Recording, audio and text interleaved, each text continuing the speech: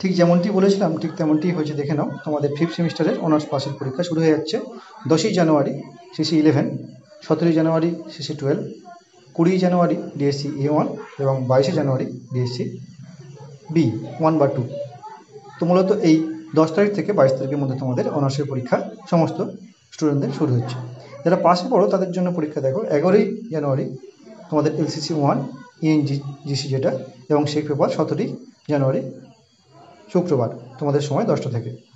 এবং দেখো তোমাদের পরীক্ষা ডিএসসি পেপারটা দুটো হাফে হবে, ফার্স্ট হাফ সেকেন্ড হাফ। দেখে নাও 21 তারিখে কাদের কি পরীক্ষা রয়েছে ফার্স্ট হাফে এবং সেকেন্ড হাফে, এবং 27 তারিখে এবং 29 তারিখে এবং 31 তারিখে। তোমরা দেখে নাও ফার্স্ট হাফে তোমাদের কী পরীক্ষা রয়েছে এবং সেকেন্ড হাফে কাদের কী পরীক্ষা রয়েছে। তো তোমাদের পরীক্ষা তাহলে শুরু হচ্ছে 10 তারিখ থেকে।